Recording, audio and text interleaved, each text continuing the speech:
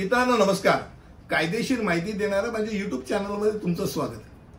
आजचा विषय अनेक विवाहित महिलांच्या किंवा विवाहित जाऊ इच्छिणाऱ्या महिलांच्या मनातला प्रश्न. लग्नानंतर मला माझं जुनं नाव ठेवता येईल का? तर सर्वप्रथम लग्नानंतर तुमचे नाव बदलणे भारतात कायदेशीररित्या अनिवार्य नाही, हे डोक्यात राहू दे. कायदा या बाबतीत तुम्हाला चॉईस देतो. ही वैयक्तिक निवड आहे, म्हणजे तुमची सोय आणि तुमची ओळख घेऊन तुम्हाला अंमलात आणायची आहे. तुमची इच्छा असेल की माझं पहिलं नाव सर्वश्रुत आहे, लोक मला ओळखतात त्या नावाने, मला तेच नाव ठेवायचं, काही हरकत नाही. तर मला माझं नाव चेंज करायचंय, मला माझ्या पतीचं नाव लावायचंय, तेही तुम्ही करू शकता. आता लग्नानंतर आडनाव बदलल्याने कायदेशीर आव्हानाची एक यादी तयार होते. काय होतं, एज्युकेशनल क्वालिफिकेशन असतं जुन्या नावाने, आणि तुम्ही नवीन नावाने जेव्हा तुम्ही नाव चेंज करता, आणि खास करून ज्या मुलीचं तिचं नाव पण चेंज केलं गेलं असतं, त्यावेळेला आणखीन गोंधळ असतो. त्यामुळे अशा वेळेला तिची संपूर्ण ओळखच बदलली जाते, आणि अशा वेळेला तिला गव्हर्नमेंटने गॅझेटमध्ये पब्लिकेशन केल्याशिवाय पर्याय उरत नाही. ना तर तिचं पहिलं नाव जे अगोदरचं नाव आहे, आता माझ्या बायकोचं नाव वीणा शशिकांत जोशी आहे आणि तिचं आता नाव अर्चना अरुण देशमुख, तर अर्चना नावाचं काहीच प्रूफ तिच्याकडे नाही. ते सगळे पुरावे अगोदरच्या नावाचे, बदललेल्या नावाचे पुरावे काय तर काही नाही. मग त्याकरता गॅझेट करावं लागतं.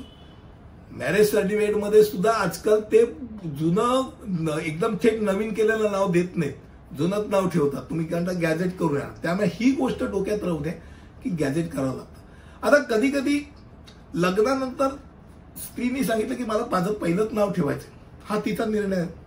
अशा वेळेला तिने काय करायला पाहिजे ते फार महत्वाचं, ते ऐकून घ्या. पहिली गोष्ट म्हणजे पती पत्नीचं नातं सिद्ध करणारं मॅरेज सर्टिफिकेट तिच्याकडे पाहिजे.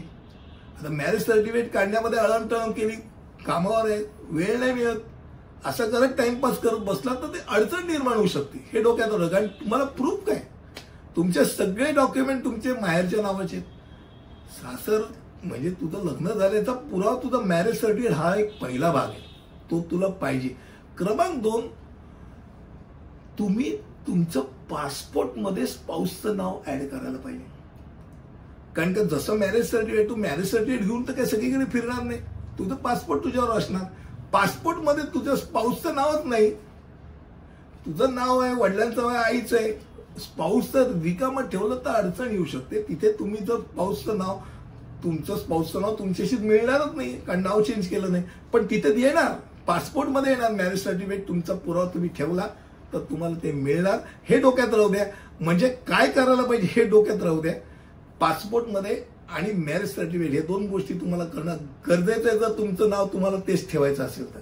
आता पहिली गोष्ट म्हणजे तुम्ही तुमचं नाव जेव्हा चेंज करता त्यावेळेला तुमचं एज्युकेशनल क्वालिफिकेशन आणि हे याच्यात फरक येतो. जेव्हा तुमचं रिटेन करता त्यावेळेला तुमची सगळीच नाव एका साईडला असतात, कारण माहेरचंच नाव सगळं लावलेलं असतं, सगळं असतं.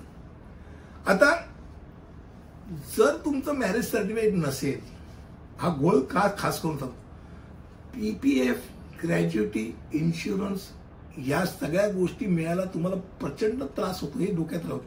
तुम्ही लेटर ऑफ ऍडमिनिस्ट्रेशन आणाल, प्रयत्न करा, पण तुम्ही त्या माणसाचे विवाहित बायको आहे प्रूफ कसं करणार, तिथेही अडचण येऊ शकते, हे डोक्यात राहू द्या. आणि सर्वात जाता जाता शेवटी एक गंमतशीर गोष्ट, नाव चेंज केलंय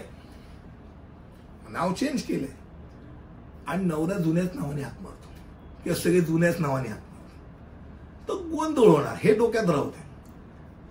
त्यामुळे शक्यतो जर नाव चेंज करायचं नसेल तर ते आहे ते नाव ठेवा. जर नाव चेंज केलं असेल तर चेंज केलेल्या नावाने हाक मारायला शिका किंवा लोकांना शिकवा, अन्यथा ती गंमत जम्मत होत राहते. हीच फक्त तुम्हाला माहिती द्यायची होती. पुढच्या व्हिडिओमध्ये असंच काहीतरी